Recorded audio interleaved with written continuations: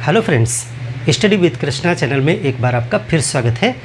आज की इस क्लास में हमारा जो टॉपिक है डिस्कशन का वो है त्रिकोशीय देशांतरीय परिसंचरण, ट्राइसेलुलर मेरिडोनियल सर्कुलेशन। सबसे पहले हम इस चीज़ का मतलब समझ लें, फिर हम डिटेल में इस पे बात करेंगे। यहाँ पे ट्राइसेलुलर यानी त्रिकोशीय का मतलब है कि ये जो परिसंचरण है, यहाँ पर जो परिसंचरण की बात यानी सर्कुलेशन की बात की जा रही है वो हवा के सर्कुलेशन की बात की जा रही है। हम जानते हैं कि पृथ्वी पर हवा चलती रहती है जिसको हम विंड कहते हैं। हम जो पृथ्वी के धरातल पे महसूस करते हैं हवा का मूवमेंट वो विंड है, लेकिन सिर्फ वही एक मूवमेंट नहीं होता है। पृथ्वी पर कुछ जगहों पर हवा ऊपर की तरफ भी जा रही है यानी वर्टिकल मूवमेंट हो रहा है। जिसको हम विंड कहते हैं वो हॉरिजॉन्टल मूवमेंट है यानी क्षैतिज धरातल के समांतर जो हवा चलती है उसको विंड कहते हैं। लेकिन किसी किसी स्थान पे हवा ऊपर की तरफ जा रही है, वर्टिकल मूवमेंट कह रही है, यानी उसको हम कहते हैं कि हवा का ऊपर उठना या आरोहण होना। और किसी किसी स्थान पे आपको हवा नीचे उतरती हुई मिलेगी, अवरोही हवा नीचे डाउन। और धरातल से काफ़ी ऊंचे जब क्षोभ मंडल की ऊपरी सीमा के निकट आप पहुंचते हैं तो वहां पर भी हवा का मूवमेंट होता है, उसको हम जेट के नाम से भी जानते हैं। तो इस तरीके से जो हवा है वो एक चक्र के रूप में चलती है, यानी कि आप अगर इस पृथ्वी के धरातल की बात करें तो कोई एक ऐसा स्थान होगा जहां से हवा ऊपर की तरफ उठती है, फिर वो क्षोभ मंडल सीमा पे जा कर के मुड़ती है, फिर वो कहीं पे जा कर के उतरती है और उस स्थान से पहले वाले स्थान की तरफ हवा फिर से वापस आती है। तो ये हवा का जो एक चक्र के रूप में चलना यानी इस तरह से जा कर के पूरा एक सर्किल बना के वापस आना, इसी को कहते हैं सर्कुलेशन ऑफ द एयर।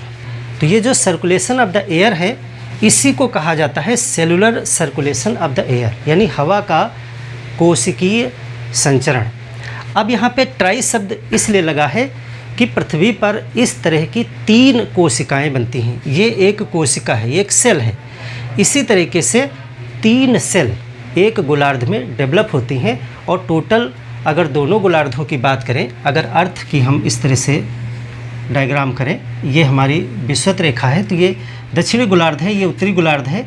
कहने का मतलब है कि एक सेल, दूसरी सेल और तीसरी सेल, एक गोलार्ध में 3 सेल डेवलप होते हैं और इसी तरीके से दूसरे वाले गोलार्ध में भी 3 सेल डेवलप होते हैं। तो इसीलिए इसको try cellular circulation of the air कहा जाता है। अब ये मेरिडोनियल जो शब्द लगा हुआ है यानी कि देशांतरीय, इसका मतलब है कि ये जो कोशिका निर्माण हो रहा है ये प्रत्येक देशांतर पर हो रहा है। जैसे कि पृथ्वी का जो ये देशांतर होते हैं, इस तरीके से उत्तरी ध्रुव और दक्षिणी ध्रुव को मिलाने वाली जो काल्पनिक रेखाएं हैं इनको हम देशांतर कहते हैं। लॉन्गिट्यूड, हर एक लॉन्गिट्यूड पे एक सेल निर्मित होती है, यानी कि ये जो सेल बन रही है वो इस पे भी है, यहाँ पर भी है, यानी इस तरीके से पूरी पृथ्वी पर आपको हर एक देशांतर पे वो सेल बनेगी। तो इसीलिए इसको कहा जाता है मेरिडियोनल या देशांतरीय। तो इसका मतलब हुआ चैप्टर का हमारा टॉपिक है कि हम इन 3 सेल के विषय में जानेंगे। हवा किस प्रकार से सर्कुलेट होती है, इन सेल्स को क्या कहा जाता है, कैसे वर्क करता है ये। तो इसी चैप्टर पे हम बात करेंगे त्रिकोशीय देशांतरीय परिसंचरण। तो जैसा हमने आपको पहले ही बताया कि यहाँ पर हम एयर के मूवमेंट की बात करने जा रहे हैं। पृथ्वी धरातल पर जब एयर चलती है तो उसे विंड कहते हैं। जब तक आप विंड सिस्टम को नहीं समझेंगे अच्छे से तो आप इस ट्राई सेलुलर मूवमेंट को नहीं समझ पाएंगे। तो सबसे पहले एक डायग्राम के माध्यम से हम समझते हैं कि पृथ्वी पर हवा किस प्रकार से मूव करती है। ये अर्थ है और ये है 0 डिग्री। 0 डिग्री इसको कहते हैं विषुवत रेखा।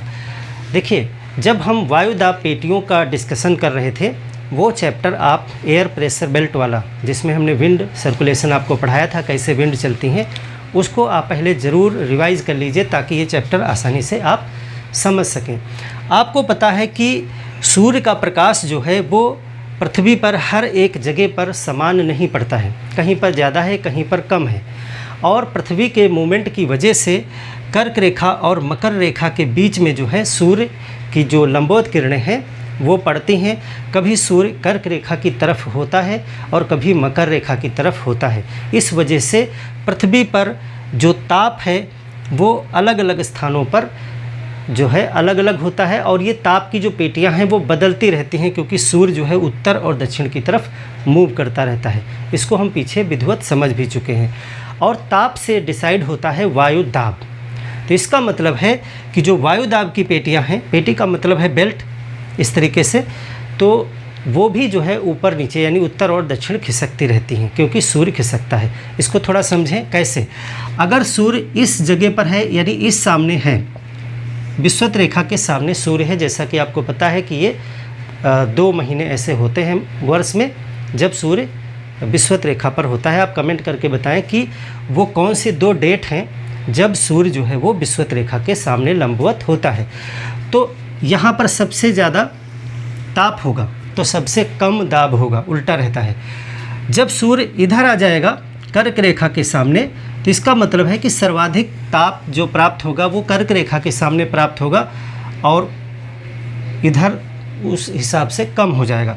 और एक समय ऐसा आएगा जब सूर्य दक्षिण में पहुंच जाएगा और मकर रेखा के सामने होगा।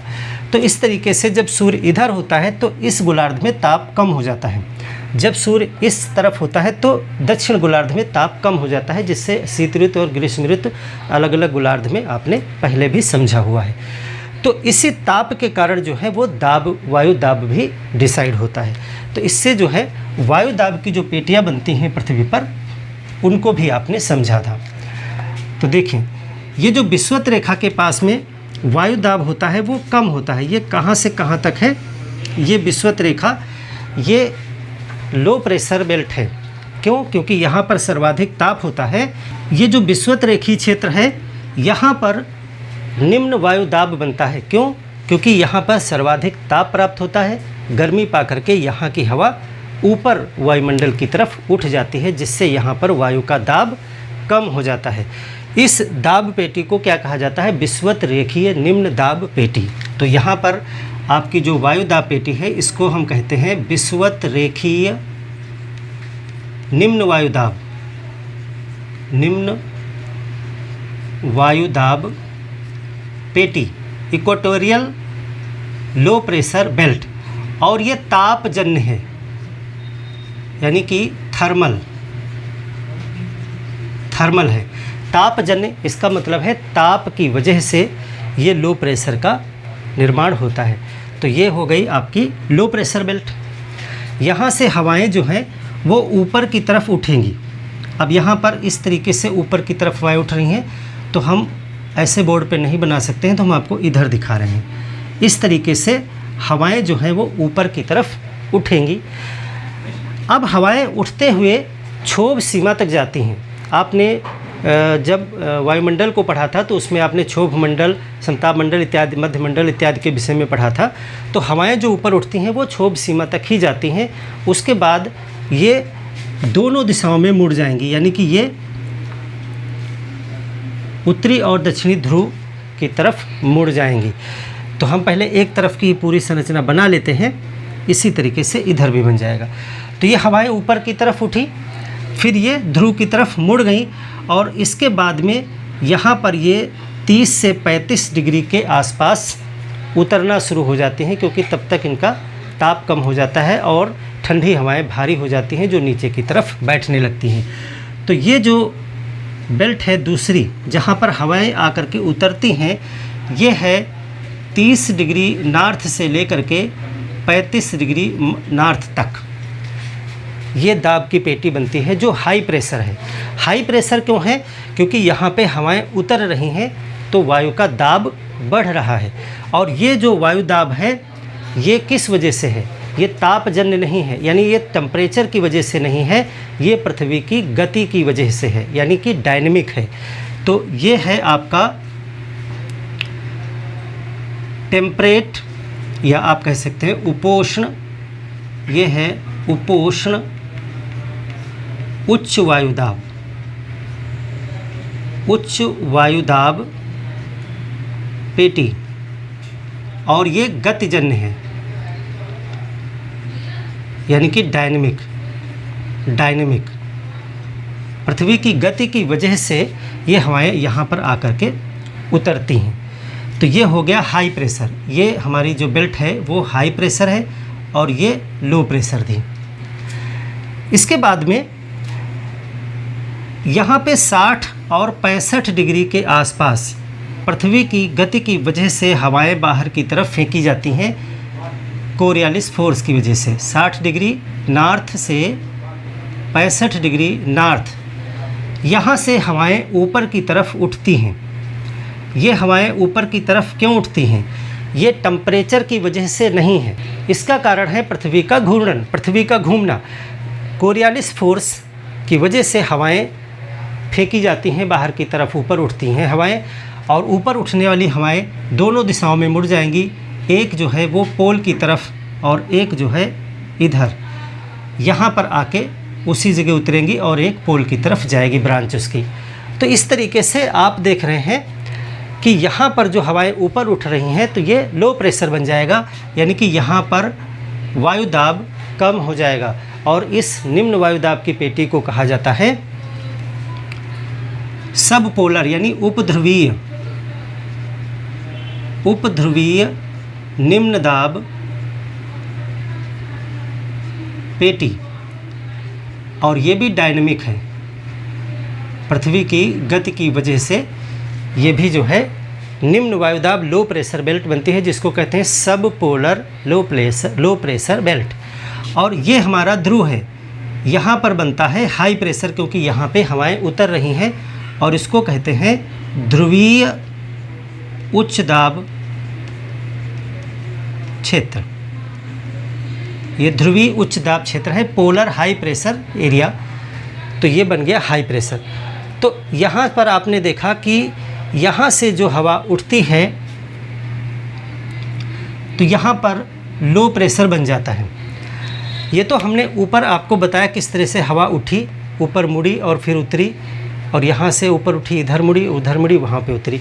ये आपने हाई प्रेशर लो प्रेशर का बेल्ट की वजह से आपने सर्कुलेशन देखा। लेकिन क्या धरातल पर कोई पवन चलेगी या नहीं चलेगी? बिल्कुल चलेगी। आपने पढ़ा है कि जहाँ पर भी दो स्थानों के बीच में दाब में अंतर होगा, प्रेशर में अंतर होगा, तो उच्च दाब से निम्न दाब की तरफ, यानी हाई प्रेशर से लो प्रेशर की तरफ हवा का मूवमेंट शुरू हो जाएगा, जिसे विंड कहते हैं।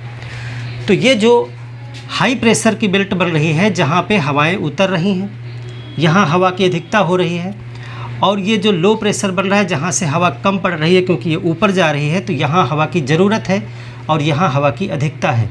तो इससे इधर की तरफ हवा का मूवमेंट शुरू हो जाएगा, यानी कि यहाँ से यहाँ की तरफ हवा चलने लगेगी, जिसको विंड कहा जाएगा। लेकिन ये सीधे नहीं चलेगी।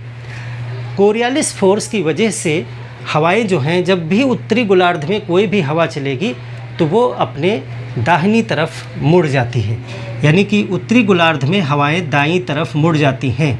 तो अगर हवा इधर को चल रही तो इसका दायां ये है, तो ये हवाएं इस तरीके से चलेंगी। ये हैं आपकी ट्रेड विंड्स,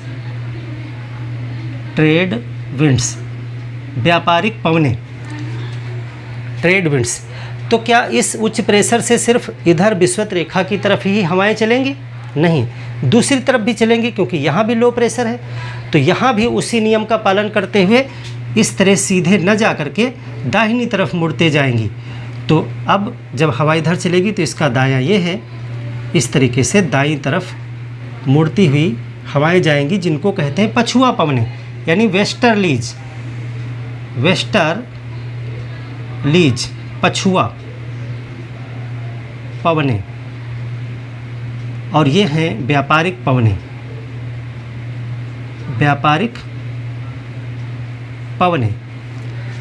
अब यहाँ ध्रुव पे भी उच्च दाब है और ये थर्मल है, ये तो यहाँ पे ठंड की वजह से है थर्मल। तो इस उच्च दाब से भी इस लो प्रेशर की तरफ जो है हवाएं चलेंगी और वही नियम फॉलो करेंगी, अपनी दाहिनी तरफ मुड़ेंगी, जिनको कहते हैं पोलर विंड्स। पोलर विंड्स यानी ध्रुवीय पवनें, ध्रुवीय पवनें, इस तरीके से। अब इस पूरे एक सर्कुलेशन को समझने की कोशिश कीजिए, तभी आप इस ट्राई सेलुलर मेरीडोनियल सर्कुलेशन को समझ जाएंगे। देखिए, सबसे पहला पॉइंट, विषुवत रेखीय क्षेत्र पर उच्च ताप के कारण, यहाँ पे सबसे ज़्यादा टेम्परेचर है, यहाँ की हवाएं गर्म होकर के ऊपर की तरफ उठती हैं। ये हमने ऊपर की तरफ उठा दिया। ऊपर की तरफ उठती हवाएं क्षोभ सीमा के लगभग जा करके ये दोनों दिशाओं में मुड़ जाती हैं और 30 से 35 डिग्री अक्षांश के पास में ये नीचे जा करके उतरती हैं, जहाँ पे हाई प्रेशर का निर्माण होता है और धरातल पर इस हाई प्रेशर से विषुवत रेखीय लो प्रेशर की तरफ विंड चलने लगती है। तो यहाँ पर आप देख रहे हैं पूरा एक सर्किल तैयार हो गया। ऐसे हवा ऊपर गई, इधर को मुड़ी, नीचे आई और फिर ये जो विंड्स आ रही हैं ये फिर से आ गई विषुवत रेखा की तरफ और ये फिर ऊपर गई, फिर मुड़ी, फिर नीचे आई और इस तरह से क्या हुआ, एक चक्र स्टार्ट हो गया। इस तरीके से एक सेल बन गया, इसी को कहते हैं सेल। और ये जो सेल बना इसको कहा जाता है हेडली सेल। हेडली सेल क्यों कहा जाता है? क्योंकि इसकी जो खोज की गई वो हेडली महोदय के द्वारा की गई, तो इसको कहा जाता है हेडली सेल। ये सेल नंबर 1 है, इस 1 नंबर को कहते हैं हेडली सेल, हेडली कोष या हेडली सेल। तो पहली सेल ये बनी। अब दूसरी सेल देखिए, 30 और 35 डिग्री अक्षांश जहाँ उच्च दाब है, यहाँ से पवनें जो हैं वो 60-65 डिग्री लो प्रेशर की तरफ मूव करती हैं, तो इनको कहा जाता है पछुआ पवनें। और वहाँ पर लो प्रेशर की वजह से, गति की वजह से ये ऊपर की तरफ उठती हैं और वापस घूम करके 30 से 65 डिग्री नॉर्थ पे आके उतरती हैं। तो ये भी एक देखिए पूरा सर्किल कंप्लीट हो गया। किस तरीके से यहाँ से हवाएं ऊपर जा रही हैं, फिर इधर मुड़ रही हैं, फिर नीचे आ रही हैं, फिर ये वेस्टर्ली के रूप में फिर यहाँ जा रही हैं। तो ये पूरा एक राउंड इस तरीके से चलने लगा। तो ये भी एक सर्किल बन गया हवा का।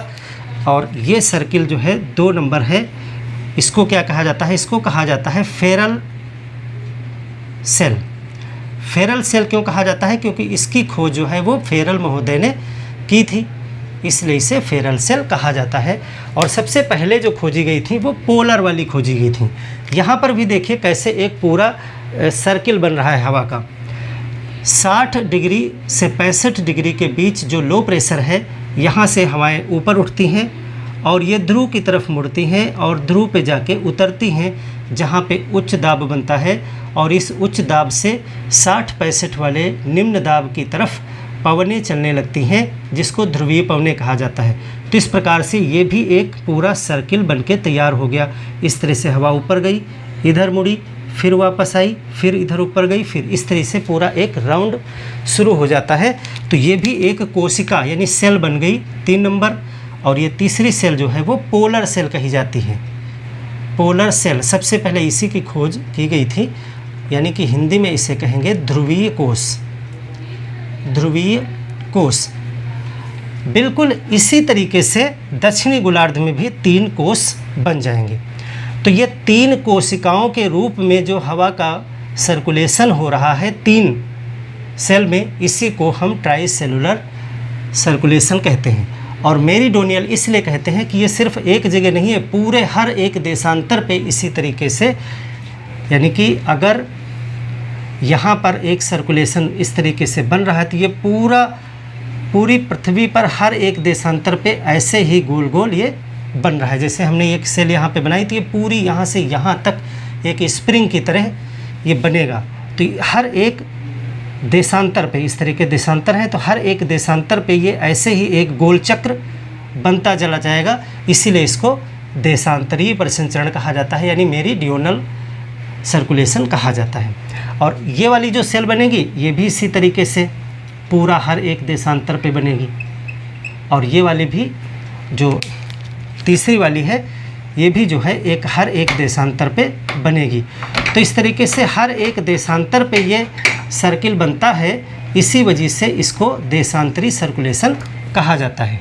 तो आशा है इस चीज़ को आप समझ गए होंगे कि ये जो सेल बन रही है, चक्र बन रहा है, वो हर एक देशांतर पे बन रहा है। इसको अगर हम थोड़ा सा ग्लोब पे समझने की कोशिश करें, क्योंकि आप यहाँ देखें कि जैसे कि ये विषुवत रेखा है, तो विषुवत रेखा से हवा ऊपर की तरफ उठेगी, फिर ये मुड़ेगी, फिर नीचे उतरेगी और धरातल पे फिर विषुवत रेखा की तरफ आ जाएगी। तो ये इस तरीके से ऊपर जाएगी, विषुवत रेखा पे आएगी, ऊपर जाएगी, ऊपर मुड़ेगी ध्रुव की तरफ, नीचे उतरेगी 30-35 पे, फिर विषुवत रेखा की तरफ आ जाएगी।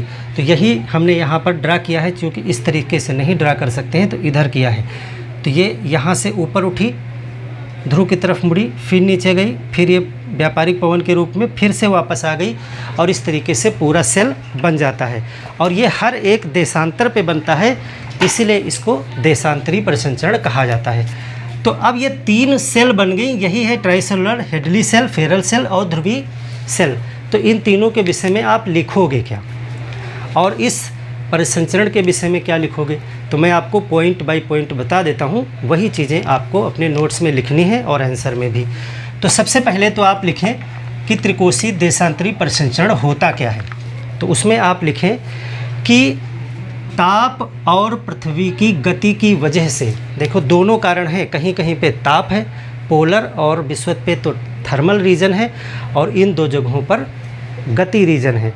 तो आप लिखें कि ताप और गति, पृथ्वी की गति के कारण जो है पृथ्वी पर हवाएं 3 कोषों के रूप में संचरण करती हैं, 3 सेल्स के रूप में संचरण करती हैं, जिनको हम त्रिकोशीय संचरण कहते हैं। 3, अब एक पॉइंट ये हो गया। दूसरा आप लिखेंगे ये त्रिकोशीय परिसंचरण जो है ट्राइसेल कौन कौन से हैं, इनको 3 नाम दिए गए हैं, हेडली सेल, फेरल सेल और पोलर सेल। ये वैज्ञानिकों के नाम हैं जिनके नाम पे रखा गया है। तो ये 3 नाम हैं। अब एक एक की हम व्याख्या करेंगे। देखिए एक चीज़ और लिख लेंगे कि ये जो सेल हैं वो प्रत्येक देशांतर पर बनती हैं, इसीलिए इनको देशांतरीय परिसंचरण कहा जाता है।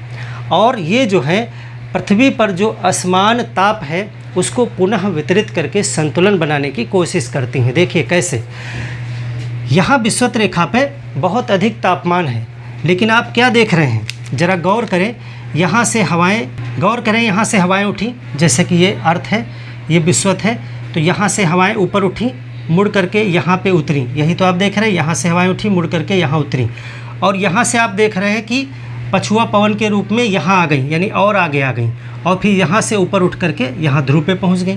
अगर आप इसको देखें तो इस तरीके से ऊपर उठी हवा, यहाँ मुड़ के आई, यहाँ नीचे उतरी, और पछुआ पवन के रूप में इधर भी चली गई, यहाँ से फिर ऊपर उठी और यहाँ ध्रुव पे पहुँच गई। यानी कि जो विषुवत रेखा का ताप है वो ध्रुव तक ट्रांसफ़र हो रहा है। तो ताप के वितरण को भी ये प्रभावित करते हैं जो सेल हैं।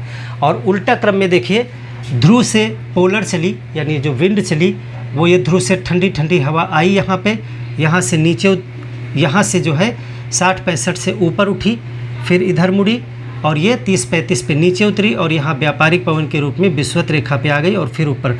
यानी कि ये दोहरा है, विषुवत से ध्रुव की तरफ भी मूवमेंट हो रहा है और ध्रुव से विषुवत की तरफ भी हवा का मूवमेंट हो रहा है। तो इससे क्या होता है, उधर की जो ठंड है, यानी कि उधर का जो लो टेम्परेचर है वो इधर की तरफ वितरित किया जा रहा है, डिस्ट्रीब्यूट किया जा रहा है, और इधर का जो हाई टेम्परेचर है उसको ध्रुव के क्षेत्र तक डिस्ट्रीब्यूट किया जा सकता है, तो किया जा रहा है। तो इस प्रकार से टेम्परेचर का जो डिस्ट्रीब्यूशन है उसको भी ये संतुलित करते हैं तीनों सेल। तो अब एक एक सेल पे आप क्या लिखेंगे उसको आप नोट करें। सबसे पहले हेडिंग डालें हेडली सेल। आपने उतना लिख लिया है, मैं बोर्ड पे लिखूंगा नहीं, लिखते हुए बहुत टाइम लगता है। तो हेडली सेल में आप क्या लिखेंगे, सबसे पहले तो आप इसको लिख दें कि ये हेडली महोदय के द्वारा इसकी पहचान की गई थी, इसलिए इसको हेडली सेल कहा जाता है। वैसे इसे जो है उष्णकटिबंध क्षेत्र में बनती है, तो इसे उष्णकटिबंधीय, दूसरा नाम जो इसे कहते हैं वह है उष्णकटिबंधीय कोष, या अंग्रेजी में इसे कहेंगे ट्रॉपिकल सेल भी कहा जाता है। देखो ये जो हिंदी में शब्द आता है उष्ण कटिबंध, अक्सर आप कटिबंध नाम सुनते हैं, तो इसको एक बार आप समझ लें कि ये कटिबंध क्या चीज़ होती है, इसको क्या चीज़ है। देखिए पृथ्वी होता है, पृथ्वी के चारों तरफ अगर कोई बेल्ट के रूप में कोई चीज़ है तो उसे बंध कहा जाता है। और कटी का मतलब हिंदी में होता है कमर, जैसे कमर होती है तो इसको कहा जाता है कटी, कटी मीन्स कमर होता है। और कमर पे जो बेल्ट आप बांधते हैं, बेल्ट यानी पेटी, तो उसको अगर शुद्ध कहें उसको तो कटी पे बांधने वाली बेल्ट है तो उसको कटिबंध कहेंगे, बंध, कटिबंध। तो कटिबंध जब कभी शब्द आएगा इसका मतलब है कि वो जो बेल्ट है वो किसी चीज़ को चारों तरफ से घेरे हुए है, यानी वो बेल्ट वही होती है जो आपकी कमर को चारों तरफ से लपेटे होती है। तो पृथ्वी पर जब हम किसी बेल्ट की बात करते हैं, जैसे हमने कहा कि ये विषुवतरेखी निम्न वायुदाब पेटी है, पेटी को ही कटिबंध कहा जाता है। तो पेटी का मतलब है कि ये सिर्फ आप इस तरह की एक पट्टी मत समझना, ये पूरा घूम करके पीछे की तरफ से आके पूरी एक बेल्ट जैसी है, तभी इसको पेटी कहा जाता है। तो इसको कटिबंध भी कहा जाता है। ये भी पेटी है, ये भी पेटी है, लेकिन जब ध्रुव की बात आती है तब हम वहाँ पे बेल्ट शब्द का प्रयोग नहीं करते हैं, क्योंकि वो एक क्षेत्र हो जाता है, क्योंकि उसमें फिर एक टोपी के समान, एक कैप के समान हो जाता है, इसीलिए इसे उच्च वायुदाब क्षेत्र हमने शब्द दिया है। तो ये हो गया उष्ण कटिबंधीय कोष भी आप इसको कह सकते हैं, क्योंकि ये ट्रॉपिकल एरिया में बन रहा है। तो इसमें क्या पॉइंट लिखेंगे, देखिए एक चीज़ को और समझ लें, क्योंकि ये हर एक उसमें आपको मेंशन करना होगा। जब हम वायुमंडल को पढ़ रहे थे तो हमने बताया था जो क्षोभ मंडल है, यानी पृथ्वी के ऊपर जो सबसे पहली लेयर होती है वो होती है क्षोभ मंडल। क्षोभ मंडल की ऊंचाई जो होती है वो विषुवत रेखा पे सर्वाधिक होती है। यहाँ पे जो है विषुवत रेखा पे इसकी ऊंचाई सर्वाधिक होती है, फिर धीरे धीरे कम होते हुए ध्रुव पे जो है वो क्षोभ मंडल की ऊंचाई सबसे कम होती है। ये चीज़ आप जानते हैं। तो इसी प्रकार से जो सेल भी बनेंगे तो यहाँ पे हवा ज़्यादा ऊपर तक जाएगी और यहाँ पे हवा कम ऊपर तक जाएगी, यानी सबसे ऊंचा जो सेल बनेगा वो यही बनेगा, उसके बाद ये उससे कम ऊंचा बनेगा, और पोलर वाला जो सेल है वो सबसे डाउन बनेगा, क्योंकि क्षोभ सीमा की ऊंचाई वहाँ कम है और हवा उतनी ही ऊंचाई तक जाएगी जहाँ तक क्षोभ सीमा है। तो इसका मतलब है कि जो पहली सेल है वो सबसे ऊंची है, और दूसरी सेल उससे मीडियम है, और तीसरी सबसे कम ऊंची है। तो ये आपको हर एक हेडिंग में मेंशन करना है, इसलिए इस चीज़ को भी समझते हुए चलेंगे। तो हेडली सेल में क्या लिखेंगे, हेडली सेल में आप लिखेंगे, इसको हेडली महोदय ने इसका पता लगाया इसलिए इसे हेडली सेल कहते हैं, और इसे उष्ण कटिबंधीय कोष भी कहा जाता है। ये कैसे बनता है, किस प्रकार काम करता है, विषुवत रेखा पर सर्वाधिक तापमान होने के कारण, यही आपको लिखना है, लिखते रहिएगा हर चीज़। विषुवत रेखा के क्षेत्र में सबसे ज़्यादा तापमान होने की वजह से यहाँ की हवाएं गर्म होकर के ऊपर की तरफ उठती हैं, और क्षोभ सीमा, ट्रोपोपॉज कहते हैं अंग्रेजी में, क्षोभ सीमा के निकट पहुँच करके ये दोनों ध्रुवों की तरफ मुड़ जाती हैं। अब उत्तरी ध्रुव की तरफ जो मुड़ने वाली, या किसी भी ध्रुव की बात कर लें, 3 आपको बनानी है और उसी तरीके से 3 दूसरी तरफ भी बन जाएंगी। तो ध्रुव की तरफ मुड़ने वाली जो हवा है उसको जेट कहा जाता है, इसको कहते हैं tropical jet, tropical jet, Hindi में इसे कहेंगे उष्णकटिबंधीय जेट। तो ये ट्रॉपिकल जेट के रूप में ध्रुव की तरफ बढ़ती है और 30 डिग्री से 35 डिग्री के मध्य जो है ये हवाएं नीचे की तरफ उतरती हैं। अगला पॉइंट लिखेंगे, उतरती हुई हवाओं की वजह से 30 से 35 डिग्री पर उच्च दाब उत्पन्न हो जाता है। जहाँ पे हवाएं उतरेंगी वहाँ पर उच्च दाब उत्पन्न हो जाता है। इस उच्च दाब से 30 से 35 डिग्री के उच्च दाब की पेटी को कहा जाता है उपोष्ण उच्च वायु दाब पेटी, यानी सब ट्रॉपिकल हाई प्रेशर बेल्ट, और ये डायनामिक कारण से होती है। इस उच्च दाब से पवनें विषुवतरेखी निम्न दाब की तरफ चलने लगती हैं, और कोरियालिस फोर्स के कारण यह अपने दाहिनी तरफ मुड़ जाती हैं, जिनको व्यापारिक पवनें कहा जाता है। तो इस प्रकार से इस सेल का निर्माण जो है वो विषुवत रेखीय निम्न वायुदाब पेटी से लेकर के उपोष्ण उच्च वायुदाब पेटी के बीच में होता है। ये देखिए, इन्हीं दो बेल्ट के बीच में ये सर्कुलेशन चल रहा है और इस सेल को जो है हेडली सेल कहा जाता है। पूरा चक्र आपने समझा दिया किस प्रकार से ये हवाएं इस सेल में मूव हो रही हैं। इस सेल की ऊंचाई, अगला पॉइंट लिखेंगे, इस सेल की ऊंचाई सर्वाधिक होती है क्योंकि विषुवत रेखा के पास जो है वो क्षोभ मंडल की ऊंचाई सबसे ज़्यादा होती है। अब दूसरे हेडिंग डालेंगे फेरल सेल।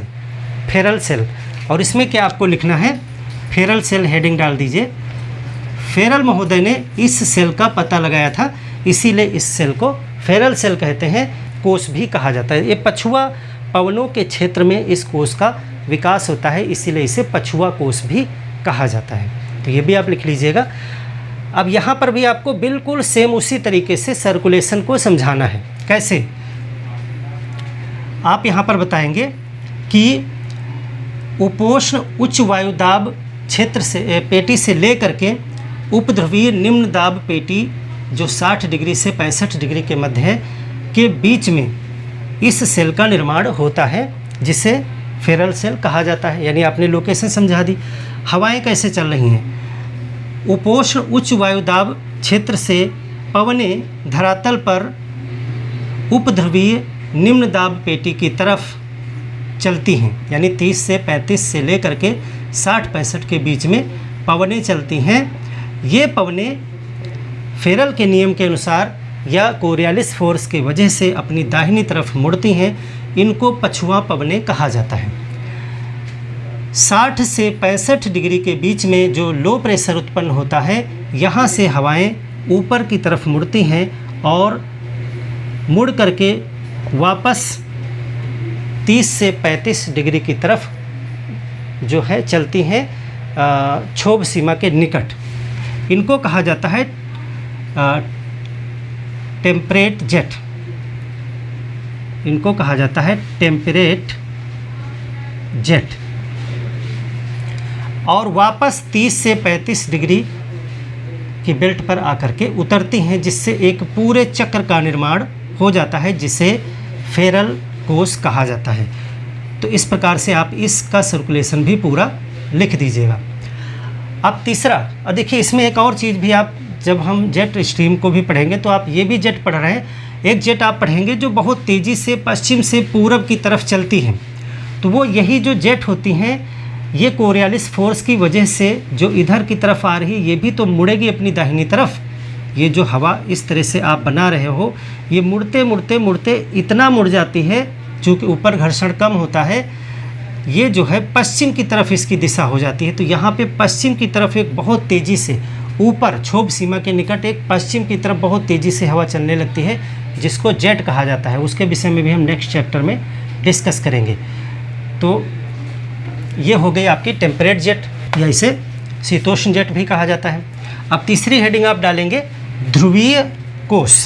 तीसरी हेडिंग क्या डालेंगे आप? तीसरा सेल जो है वो ध्रुवीय कोष है। अब यहाँ पर भी आपको एयर का सर्कुलेशन समझाना है। तो यहाँ पे आप क्या लिखेंगे कि 60 से 65 डिग्री के बीच में जो लो प्रेशर उत्पन्न होता है, जिसका कारण है पृथ्वी का घूर्णन, उस वजह से यहाँ की हवाएं ऊपर की तरफ उठती हैं, जो ध्रुव की तरफ मुड़ जाती हैं, और ध्रुव पे ताप कम होने की वजह से हाई प्रेशर जनरेट होता है, वहाँ पे जाके उतरती हैं। फिर वहाँ से उपध्रुवीय निम्न दाब पेटी की तरफ पवनें चलने लगती हैं, जो अपनी दाहिनी तरफ मुड़ती हैं। इन्हें ध्रुवीय पवनें कहा जाता है। तो इस प्रकार से पुनः ये लो प्रेशर से ऊपर उठती हैं और पुनः ध्रुव पे आके उतरती हैं। तो यह एक चक्र बन जाता है, जिससे एक सेल का निर्माण होता है, जिसे हम पोलर सेल कहते हैं। ये 3 नंबर वाला हो गया। तो इस तरीके से तीनों सेल जो है उत्तरी गोलार्ध में डेवलप हो जाती हैं, और इसी तरीके से दक्षिणी गोलार्ध में भी 3 सेल का निर्माण होता है। अब ये जो ऊपर वायुमंडल में जो ये स्ट्रीम चल रही है, इसको कहते हैं पोलर जेट। Polar jet. अब एक चीज़ और गौर करें, आपको यहाँ पर हर सेल में ये भी बताना है कि जो ऊपरी वायुमंडल में हवा चलती है, उसकी दिशा धरातल पर चलने वाली हवा के विपरीत होती है। ये भी आप हमेशा ध्यान रखिए। देखिए यहाँ पर जो व्यापारिक पवनें चल रही हैं वो देखिए इधर को चल रही हैं, लेकिन ये जो जेट ऊपर चल रही है वो जस्ट उसके उल्टा चल रही है। यानी कि यहाँ पर उपोष्ण उच्च वायु दाब की पेटी से विषुवत रेखा की तरफ जो है वो हवाएं चल रही हैं, लेकिन जो ऊपर ट्रॉपिकल जेट चल रही है वो जस्ट इसके विपरीत दिशा में चल रही है। यानी इक्वेटोरियल लो प्रेशर वाली बेल्ट की तरफ से वो हाई प्रेशर बेल्ट की तरफ चल रही है। तो इस तरीके से ऊपर वाली पवन की दिशा जो है वो उल्टा होती है, जिसे जेट कहा जाता है। ये तीनों कोष में आप वही देखेंगे। तो इस तरीके से तीनों कोष के विषय में आपको इतना लिखना है।